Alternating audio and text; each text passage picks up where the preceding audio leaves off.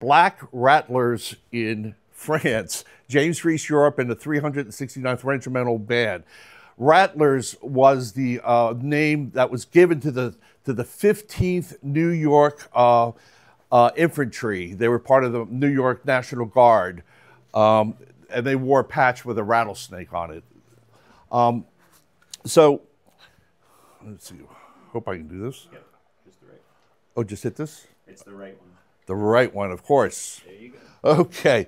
So, according to the National Archives, over 380,000 African American troops served in World War I. Most African troops were deployed as James Reese Europe. Of course, we will talk about him. The 809th Pioneer Band. I found a lot of these photos at the archives down in Carlisle, Pennsylvania, and which is a great source, and online at the Library of Congress. So most African troops deployed were part of labor divisions, providing manual labor for the war effort. The black soldiers who went over there were tasked with unloading supplies from ships, working alongside supply troops they were known as stevedores. These battalions did not engage in combat. Instead, they contributed by building bridges, repairing roads, and ensuring that the fighting troops were constantly supplied. The uncomfortable truth about this is that the United States High Command was uncertain whether white troops would integrate with black troops and fight alongside them. Although slavery had been abolished in 1865 with the 13th Amendment to the Constitution, 50 years later, the rights of black Americans had seen little progress. Attacks and racial violence were widespread, particularly in the southern states. Our society was completely segregated during this period and would remain so until after World War II. The concept of the separate but equal had been adopted nationwide, legally restricting black Americans from using white facilities like bathrooms and schools and railroad cars. This was unfortunately painfully evident in the United States military. The Army remained segregated during both world wars, finally desegregated in 1947 by order of President Harry Truman, who was a World War I veteran who witnessed firsthand the discrimination that existed in the military. Now, when America entered the war in 1917, the nation was woefully unprepared. The standing army only had about 200,000 men. Military band music was in very poor state, as discussed previously. Well, I did a program like 4 or 5 years ago. If you go to my website, you can read this history of bands in World War I, Part 1. What I'm doing today is I'm laying out the groundwork for Part 2, which will discuss the black bands in World War II. As the Army expanded, so did the bands. And with the support of General Pershing, who took a special interest in the quality of American music, the situation improved. Over 200 infantry bands, regimental bands, were deployed to France to provide music for marching, for ceremonies, and for troop morale. At the beginning of the war, there were 4 black regiments in the United States Army, which were stationed elsewhere. But interestingly enough, those 4 never made it over to the European theater of operations. However, 27 new regiments comprised of African Americans were mobilized in 1917 to 1918. There was a little overlap, bringing some of those soldiers from those other divisions into the new regiments. Now, 11 of these new units were combat regiments, including the 92nd Division, which had 7 regiments comprising of 3 of artillery and 4 of infantry. So the 92nd has that patch, the buffalo. And then, of course, the 93rd Division has a blue helmet, which symbolizes the French helmets of that time, because this division was put under French control. Pershing did not want to have any American troops under French control, but he let the black troops go underneath them. And by the way, we'll see some photos of black soldiers wearing those blue helmets. All 27 regiments that went to France had a band with them. So there were 27 African-American bands in France during World War I, something that's not heard of very much. And they were part of infantry, engineers, and also pioneer regiments. A pioneer basically are the guys who dig the trenches and do the heavy work.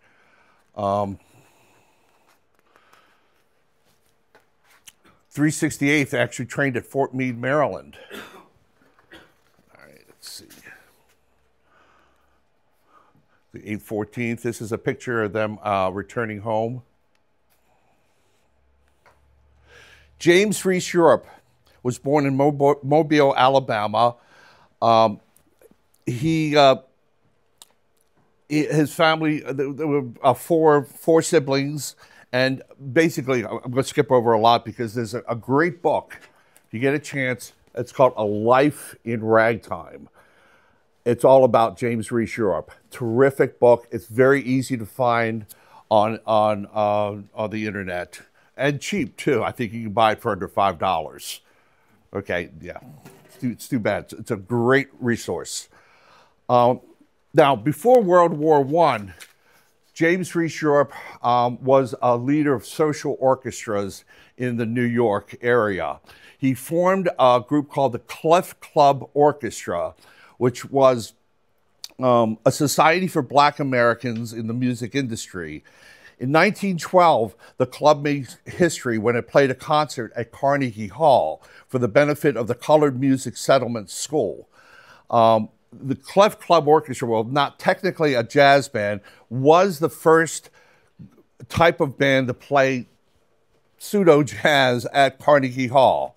The orchestra had 125 members that played on various occasions at Carnegie Hall between 1912 and 1914, made up of banjo players, strings, mandolins, and in the back, the front row, you'll see musicians of a minstrel show. So they also did those minstrel shows. And then in the back is a sort of jazz band. It has saxophones, trumpets, and trombones, and I think a sousaphone maybe back there somewhere.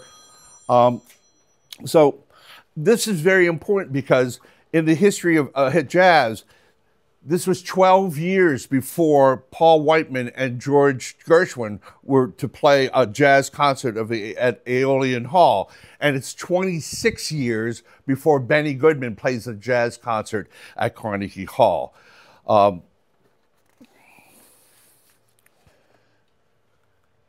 It's interesting. He would also break it down into small groups to play this new jazz music. It's interesting to read a music review from the New York Times that said, the program consisted largely of plantation melodies and spirituals arranged to show that these composers are beginning to develop an art of their own based on their own folk material. Now, between 1913 and 1914, James Reese Europe, by the way, everyone called him Jim. He made a series of phonographic records for Victor. These recordings are some of the best of pre-war jazz music. Of course, the most popular band at that time was the original Dixieland Jazz Band that was doing a lot of playing, also recording, but overlooked is these recordings that Reese did. So Europe was known for his outspoken personality and his unwillingness to conform to musical conventions, especially regarding on his insistence on playing his own type, his own style of music. Now, he responded to criticism by saying, "We have developed a kind of symphonic music that, regardless of what else you think, is different and distinctive, and it lends itself to the peculiar compositions of our race. My success has stemmed from recognizing the advantages of sticking to the music of my own people." He later said, "We colored people have our own music that is part of us. It is a product of our souls and has been created by the sufferings and miseries of our race." He's also one of the first black musicians to break into the mainstream of popular music. And he does it with a white group of dancers, Irene and Vernon Castle. Europe served as the musical director for this popular exhibition dance team of Vernon and Irene. During their brief career, it was unfortunately brief due to his death, the Castles were instrumental in changing the negative image of social dancing during the American dance craze that had happened in the early part of the 20th century.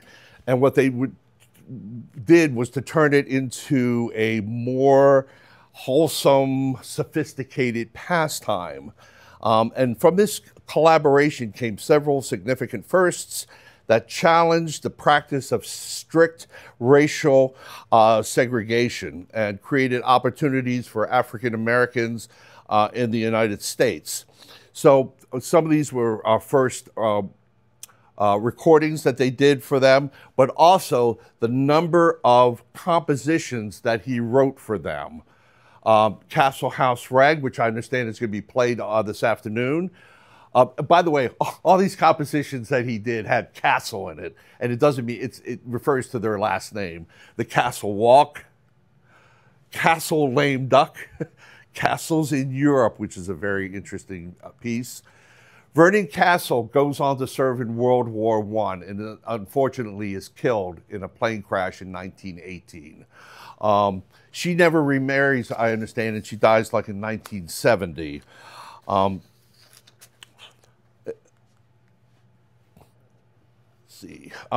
So the 369th that we're going to talk about now is basically the infantry unit that goes over to Europe and brings along with them a phenomenal band led by James Reese Europe. Egbert Thompson was the first director of that band. Before talking about the 369th, it's important to remember that they started life as the 15th New York Guard Band, the State Guard, National Guard, or militia band, however you want to refer to them. All states had a National Guard at that time that when they went into service under Uncle Sam, their numbers were changed. So like the 15th New York now becomes the 369th United States Regiment. Egbert Thompson, interestingly enough, was referred to as the Black Sousa at that time. It was very popular in New York City.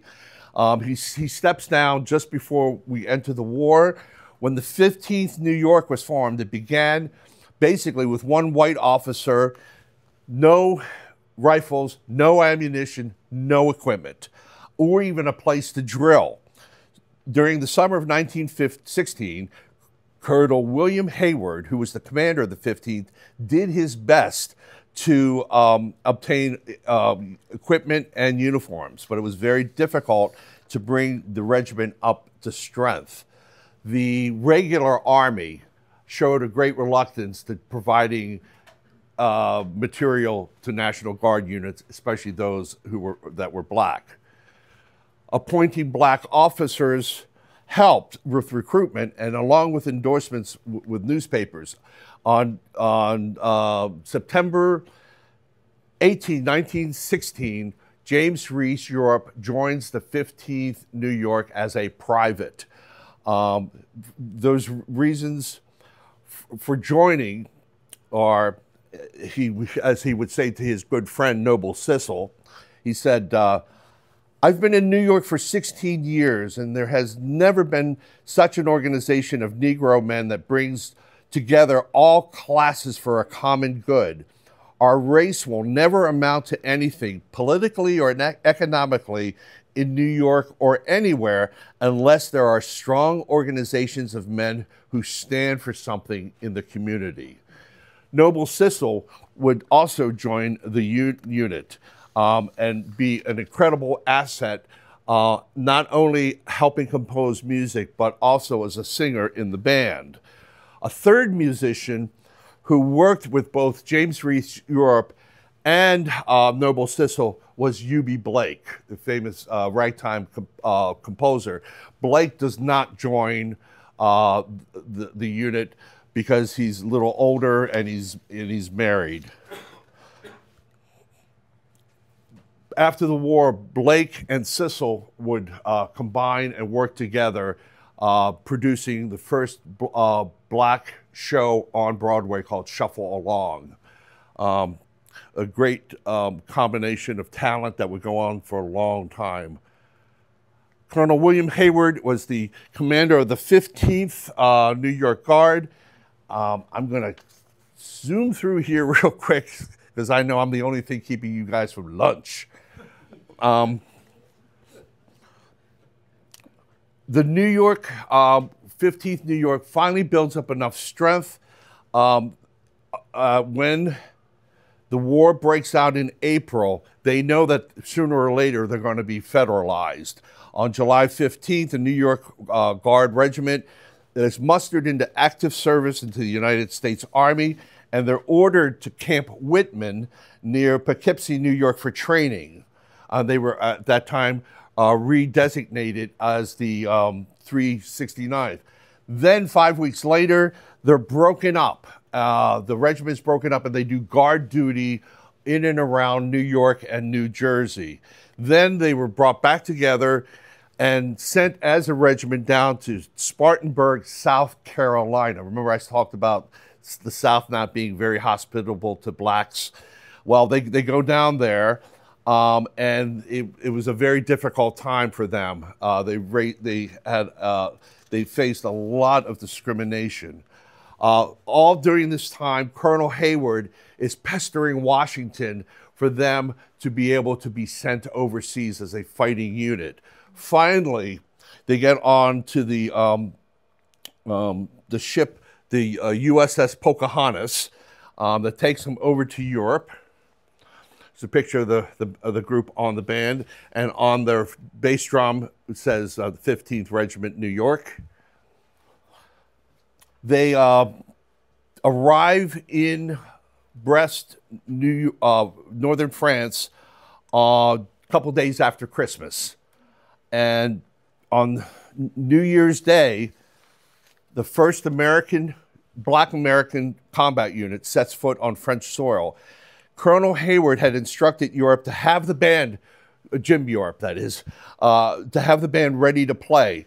The band immediately strikes up a jazzy version of La Marseillaise, and all the French people fall in love with his band. This marks the first introduction of jazz music to the European continent. A revolution in style that not only influences French composers, but lasts for decades. This is an outline of their trip that they took. They were there for about a year, crisscrossing France, playing at hospitals, camps for the troops, playing on parade. It's amazing all what they did. Here's some photos of them playing at a hospital. I'm not sure where this is. It might be Paris. On the march, marching the troops. Here you can see they're wearing the French-style helmets. The men of the regiment were very proud because the French let them participate as combat soldiers. So they were happy to wear that. Now, we have a video. It's about 3.5 minutes long of the band. Hopefully this is going to work. Oh, okay. I forgot to do it. That's all right. So this is the band. They actually recorded, I think, 28 numbers when they got back to the United States. I'm told that one or two other bands recorded, but the recordings that they did exist, and they're really wonderful. So what you're going to hear in this video is a piece called The Memphis Blues, which was written by W.C. Handy. And the band played a lot of pieces, jazz. They also played St. Louis blues. This particular piece, along with St. Louis blues and some other pieces, are stock arrangements that they jazzed up. The arrangements were done by William Grant Still, who was working as an arranger in New York. Let's see if we can. Oh, okay, it's almost coming. This another one of the bands playing on Shipboard. Another shot of Europe, and Do one more turn to the right. All right, here we go.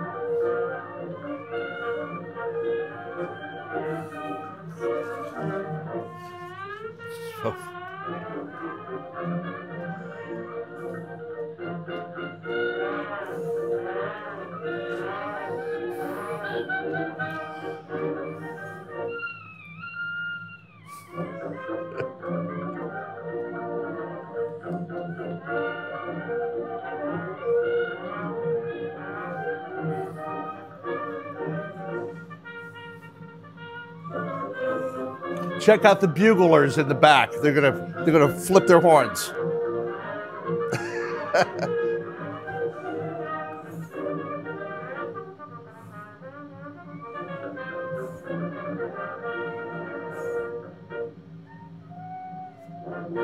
All right.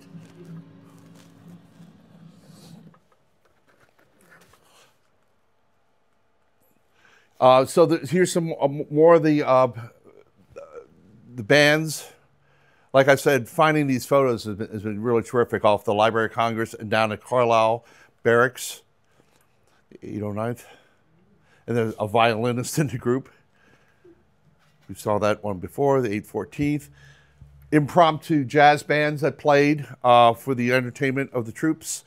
A band at the receiving station playing a concert at the YMCA camp. Unidentified. Hopefully one day we'll find out who they are. Another 803rd Pioneer Band in France. The Hellfighters, of course, the 369th, known as the Rattlers, when they left, they were given the name of Harlem Hellfighters, probably by the Germans, for their fighting in the Meuse-Argonne Offensive in 1918. They are all awarded the Croix de Guerre. And they're very proud of that when they come back home in 1919. In February of 1919, there's a big parade up New York Avenue, up Fifth Avenue in New York past Central Park, up to Harlem. Yes. And this is right by the New York Public Library. And this building here, it still exists. I looked it up on Google. It's pretty cool to see today, the photos. The regimental colors going by. Of course, he's there. The band is mustered out of service. Oh. So I'll keep talking while this is going. There's no sound here, but this is just a 2-minute video of the troops arriving back home and then marching up Fifth Avenue. These videos, by the way, are available on YouTube on National Archives, but they're not notated. So you have to go through all these different videos to find these little pieces of, all of a sudden you're looking there's Colonel Hayward. All of a sudden you see, oh, there's a reference to the 369th out of a long 30-minute video that they've strung together. So they are mustered out in March of 1919. They make recordings. The band does record, but they keep the band together. The band still performs as, Lieutenant Jim Europe's, famous 369th Harlem Hellfighters, and they do a series of concerts throughout the country. Let's see. And we'll get to this in a second. One of the concerts they wind up doing is in May of 1919 in Boston. And one of the featured pieces is between two drummers. They call a drummer twin type of thing. When the intermission happens at this concert, one of the drummers, whose name is Herbert Wright, he and Jim Europe get into some sort of argument. Nobody knows quite sure. I think Europe was mad at some tempo thing. Wright, being a drummer with an attitude, pulls out a penknife and stabs him in the neck. Europe bleeds to death. At first, they didn't think that, you thought Juan had it bad in falling over the music. Europe is unfortunately stabbed. He at first thinks it's a minor thing. He actually tells the assistant band director, hey, take the band tomorrow. I'll catch up with you tomorrow afternoon. But he gets to the hospital and bleeds to death. Okay, so this is, once again, marching in front of the New York Public Library. This is the recordings you can find them on a CD. They're really terrific of the band and what they sounded like and how they took arrangements and jazzed them up. Little article about Europe being stabbed to death. The funeral was held May 19th in New York City. It was one of the biggest funerals ever held at that time. Due to his military service, he was buried at Arlington National Cemetery. This is a picture of Duke Ellington at his gravestone. The stone has actually now been replaced by a much larger one. So if you ever get a chance to go down there, pay your respects, you go to Arlington. So this is the Black Rattlers. So thank you. Hopefully, I'm going to put this into a real readable article. And if you have any questions, please get a hold of me. Okay.